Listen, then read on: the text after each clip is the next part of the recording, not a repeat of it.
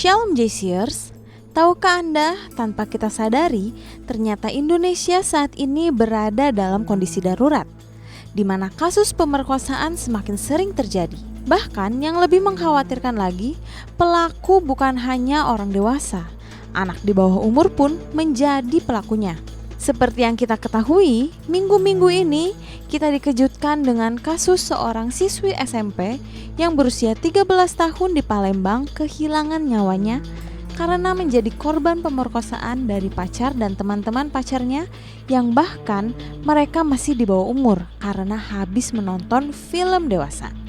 Sampai saat ini keluarga meminta supaya mereka bisa dihukum seberat-beratnya sekalipun masih di bawah umur.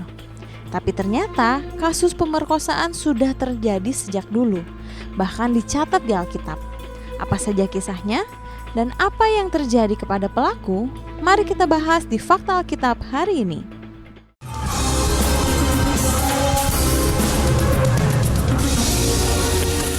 Dina dan Sikem. Kasus ini tercatat di Kitab Kejadian pasal 34.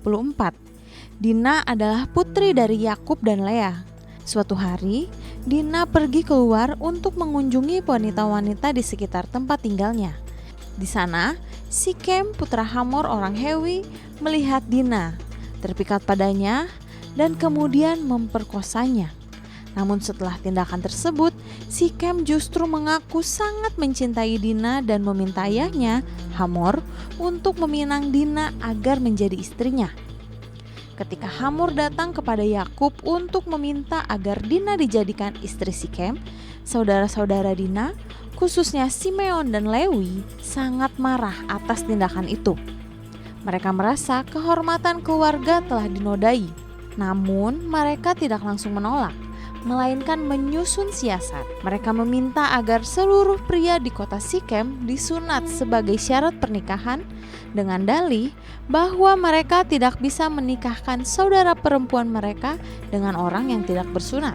Setelah para pria di kota Sikem setuju dan menjalani sunat, pada hari ketiga setelah sunat, saat mereka masih dalam kondisi kesakitan, Simeon dan Lewi menyerang kota itu.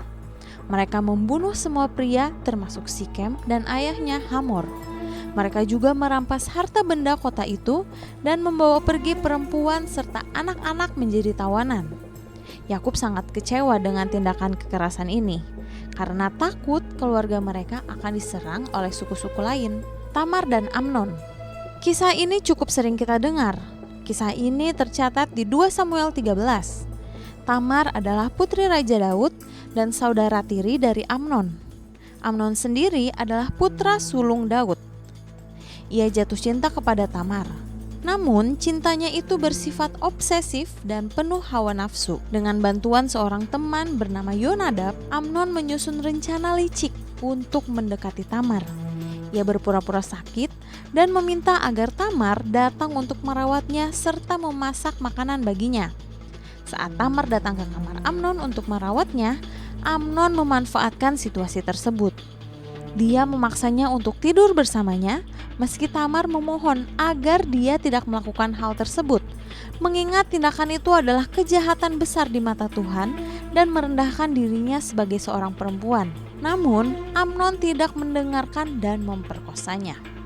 Setelah kejadian itu, perasaan Amnon terhadap Tamar berubah menjadi kebencian yang sangat besar. Dia mengusir Tamar dengan kasar, meninggalkannya dalam keadaan terluka secara fisik dan emosional. Tamar yang sangat terpukul merobek pakaian khas perawan putri raja yang dipakainya dan menaburkan abu di kepalanya sebagai tanda duka dan kehinaan. Absalom, saudara kandung Tamar, sangat marah mengetahui apa yang terjadi pada saudara perempuannya.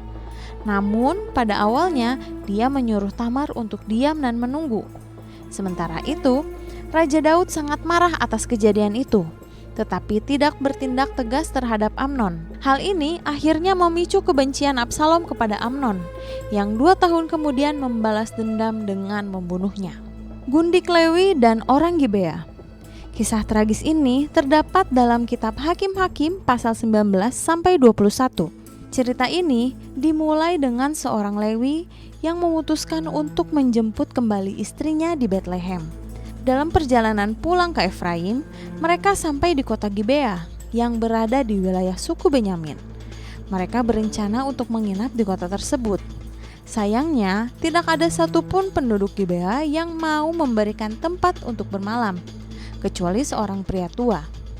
Malam itu, beberapa pria bejat dari Gibea datang mengepung rumah tempat mereka menginap. Mereka menuntut agar sang Lewi keluar dan mereka bisa menghinanya secara seksual. Pria tua yang menjadi tuan rumah sangat terkejut dan memohon agar mereka tidak melakukan tindakan tersebut. Sebagai gantinya, dia menawarkan putrinya yang masih perawan dan istri sang Lewi. Namun orang-orang Gibea tidak mendengarkan. Akhirnya, orang Lewi menyerahkan istrinya kepada mereka. Sepanjang malam, orang-orang Gibea memperkosa dan menyiksa perempuan itu hingga pagi.